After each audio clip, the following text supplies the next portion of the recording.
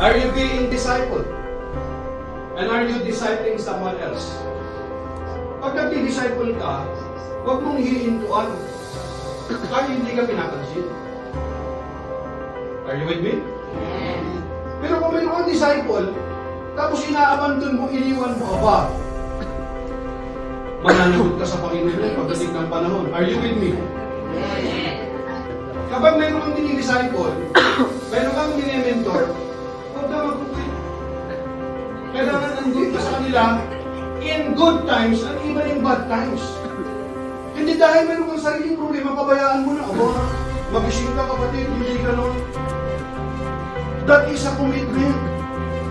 Hindi dahil mayroon ka sariling problema, may sarili akong problema, bahala ka muna sa buhay mo. Huwag ka nun. What do you think about Jesus? Ano sa lagi mo si Jesus? Walang sariling ano? Wala rin ano?